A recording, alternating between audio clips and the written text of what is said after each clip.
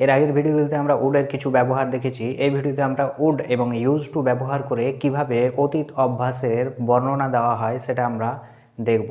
তবে তার আগে একটা রিকোয়েস্ট রয়েছে, যদি চ্যানেলটি এখনও সাবস্ক্রাইব না করে দিয়ে থাকো তাহলে চ্যানেলটি অবশ্যই সাবস্ক্রাইব করবে এবং পাশে থাকা বেল আইকনটি প্রেস করে অল সিলেক্ট করবে সবগুলো ভিডিওর নোটিফিকেশান পাওয়ার জন্য।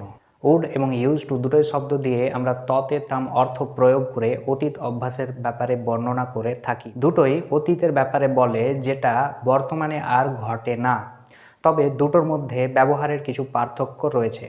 তাহলে এই দুটোর পার্থক্যটা কি?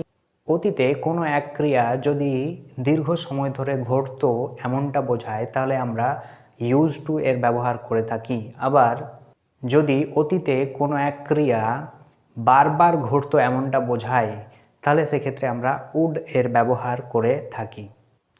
এটাকে সহজভাবে বোঝার জন্য আমরা এক্সাম্পল দেখব এবং এক্সাম্পল দেখে বোঝার চেষ্টা করব। যেমন এখানে যদি আমরা একটা সেন্টেন্স লিখি, he use to live in India but last year he moved to London. এই সেন্টেন্সটার মানে কী হবে? সে ভারতবর্ষে বসবাস করত কিন্তু গত বছর সে লন্ডনে চলে গেল।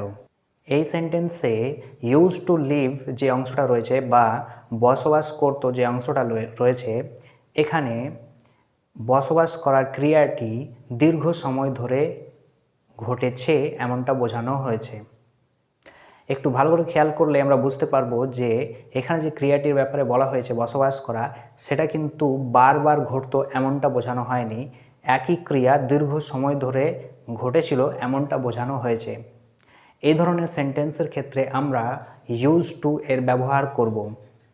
এই ধরনের সেন্টেন্সে উড এর ব্যবহার আমরা করব না। আবার অতীত অভ্যাস বোঝানোর জন্য আমরা যদি উড দিয়ে এখানে একটা সেন্টেন্স গঠন করি, যেমন she lived in London but she would always return in India during Durga Puja. এই সেন্টেন্সটার মানে কী হবে? সে লন্ডনে বসবাস করত কিন্তু প্রত্যেক বছর দুর্গাপূজার সময় সে ভারতবর্ষে ফিরে আসতো। এখানে ফিরে আসতো উড রিটার্ন যে অংশটা লেখা হয়েছে সেটার মাধ্যমে অতীত অভ্যাস বোঝানো হয়েছে। অর্থাৎ প্রত্যেক বছর দুর্গাপূজার সময় সে ফিরে আসতো, তার মানে একই ঘটনা বারবার ঘটতো। তো এক্ষেত্রে আমরা স্পষ্ট বুঝতে পারছি যে ফিরে আসার ক্রিয়াটি বারবার ঘটতো এরকমটা বোঝানো হয়েছে, তাই জন্য এখানে উড ব্যবহার করা হয়েছে। তবে খেয়াল রাখতে হবে যে উড দিয়ে যেসব সেন্টেন্স গঠন করা যায় সেই সব সেন্টেন্সগুলোই আবার ইউজ টু দিয়েও গঠন করা যায়। তাহলে আমরা এই সেন্টেন্সটাকে এভাবেও লিখতে পারি, she lived in London but she use to always return in India during Durga Puja.